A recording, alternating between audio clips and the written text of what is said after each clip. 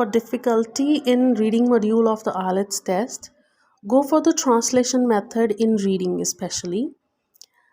Read the statement and while reading, keep translating it in your mother tongue.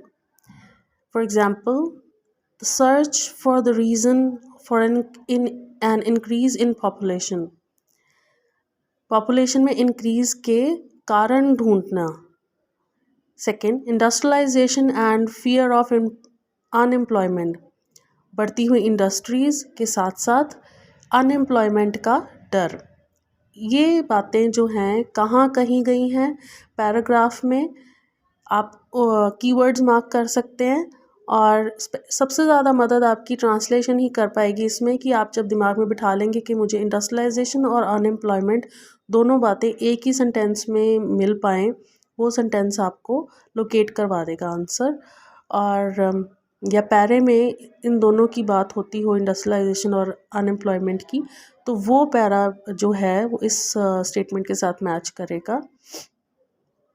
Then the development of cities in Japan. Japan में की शहरों में, Japan में नहीं, Japan के शहरों में डेवलपमेंट. ये इन चीज़ों को क्लियर कर लें बिकॉज थोड़ा सा जो है स्टेटमेंट्स ईजी रखी जाती हैं, लेकिन एक आधा वर्ड उसमें ऐसा डाल दिया जाता है जो आपको कंट्री या सिटी में कंफ्यूज करेगा. The time and space of industrial revolution, the cases of Holland and France and China. Fourth statement, time and place of industrial revolution. Industrial revolution की का समय और जगहें कहाँ कहाँ पे इंडस्ट्रियल रेवोल्यूशंस हुई. ये फिफ्थ स्टेटमेंट तो ढूंढना काफ़ी आसान रहेगा बिकॉज कंट्री के नेम्स हैं वो हमें जहाँ भी पैराग्राफ में मिलेंगे हम इजीली ढूंढ पाएंगे. Changes in drinking habit in Britain. इसमें आप पानी पीने की जो है आदतें उनमें चेंजेस, और ब्रिटेन के साथ ही कंसर्न्ड है ये, तो आपको अगर किसी और कंट्री का रेफरेंस आता है तो you can be careful about it. 2 keys to Britain's industrial revolution. अब देखिए इसमें इसको सॉल्व करने का एक मैंने पहले भी मेथड बता रखा है आपको कि व्हाट यू डू इज़ कि you group the things. Revolution, industrial revolution का एक ये आ गया, एक ये आ गया. इसको आप दोनों को आप ए मार्क कर दें, ठीक है. इससे क्या है, जब आपको इंडस्ट्रियल रेवोल्यूशन मिलेगा तो आप दोनों स्टेटमेंट्स को ध्यान से दोबारा पढ़ के एग्जैक्ट स्टेटमेंट तक पहुंच पाएंगे बिकॉज इसमें सिर्फ ब्रिटेन की बात हुई है, उसमें जो है टाइम और प्लेस पूछा है. डिफरेंस ये है.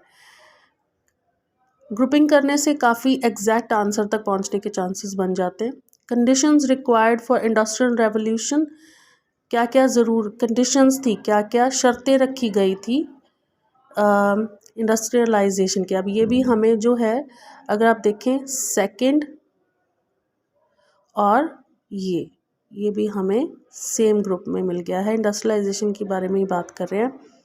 नेक्स्ट है कि comparison with Japan lead to the answer. Comparison जो है वो ये हमारे को आंसर, ये वर्ड आंसर मिलवा देगा.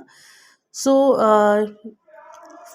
Try to solve it in this way, and for any kind of queries please leave a comment in the comment box, and I would love to assist you in any way I could help you.